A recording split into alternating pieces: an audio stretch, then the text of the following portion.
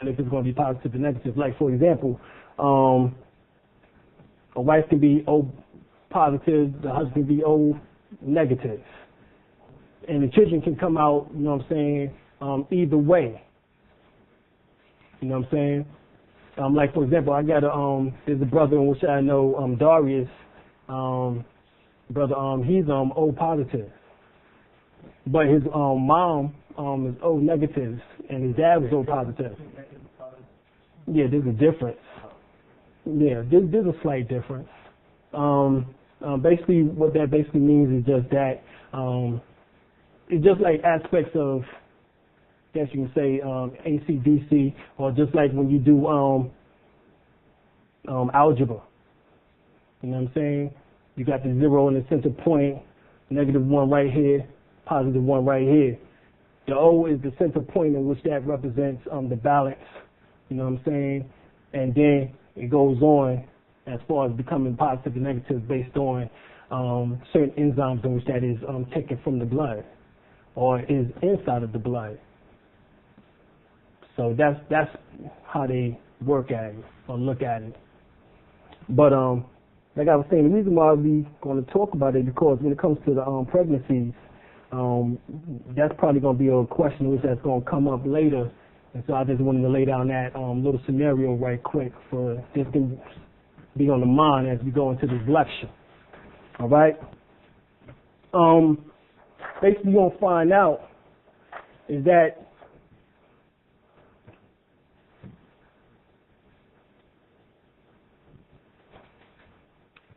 sex doesn't occur within just the genitalia area.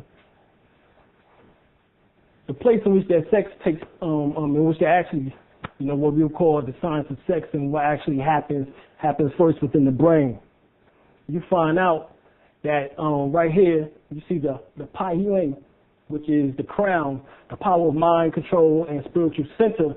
And as you see, the pineal gland taps into that power. You have the thalamus gland in this area as well as the hypothalamus gland in this area.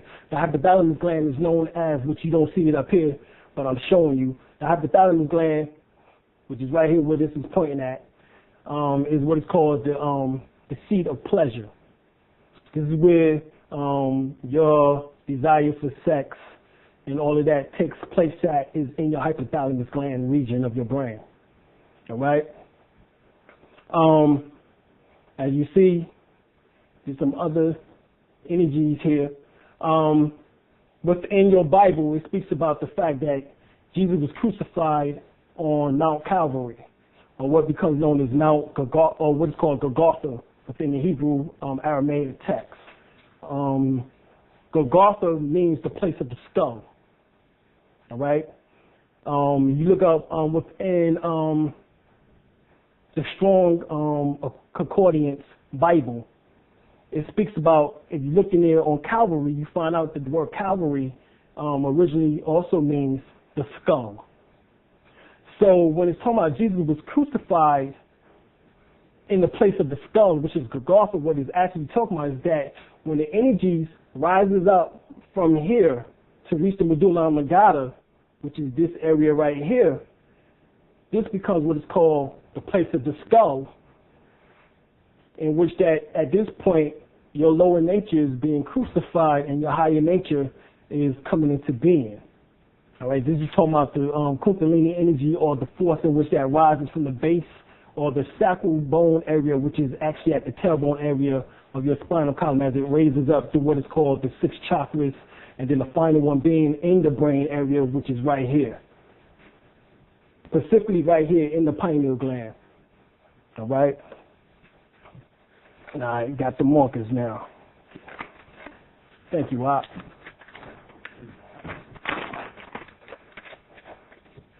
Okay.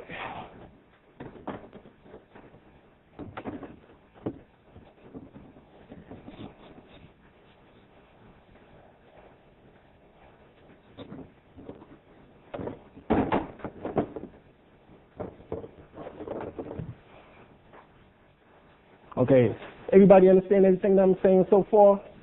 Do I need to put any information on the board as far as what we've gone over about the blood types, or Anybody want to write this information down or anything? Okay. Also, we're going to get back to this picture again, because we got more information to go over, but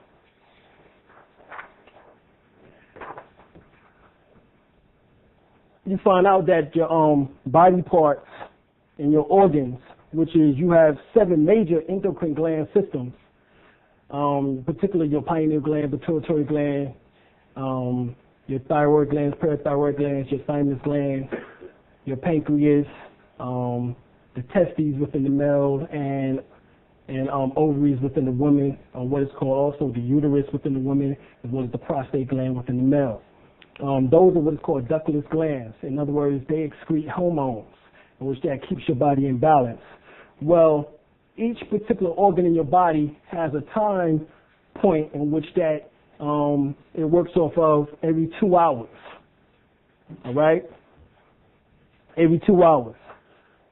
What's important about this is that if you have a pain in your body, it's good to look at the clock in order to see what time that pain occurred, and then be able to go back and look at this chart, and that way you would know exactly what is going on with your body. Okay? I don't know how many people have ever told you that, but I know that it's very important as far as understanding this. Like, for example,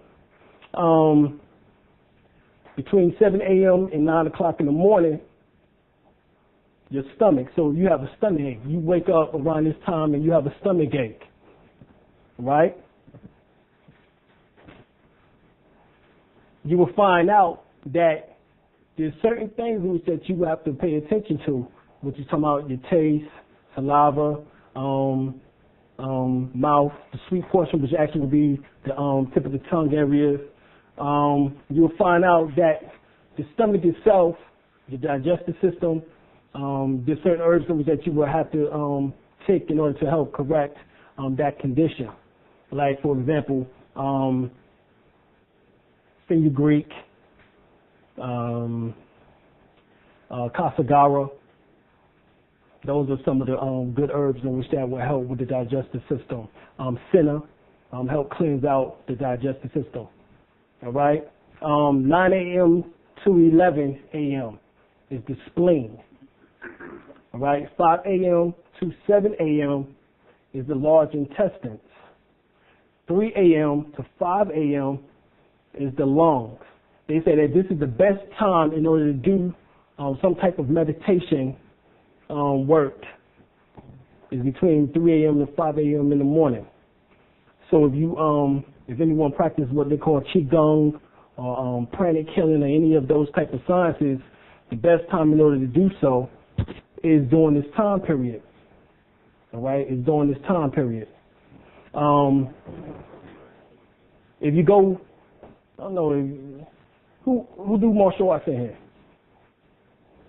Anyone done martial arts? Okay. Hey, it don't matter how long. You know what I'm saying? Martial artists, as well as qigong, tai chi practitioners, they would tell you that one of the best time in order to meditate would be between 3 a.m., 5 a.m. because it deals with the lungs, and the lungs is is what give you life as far as the breathing aspect. All right. 1 a.m., 3 a.m. the liver, 11 p.m., 1 a.m. the gallbladder, 9 p.m. to 11 p.m. triple warmers. Basically, that deals with this portion right here along this area. All right, this is what we call the triple warmers. Is around this area right here. All right. The precardium, which deals with the chest area, heart, kidneys. You see between 5 p.m. 7 p.m. Bladder between 3 p.m. 5 p.m. Small intestine between 1 p.m. 3 p.m. and the heart between 11 a.m.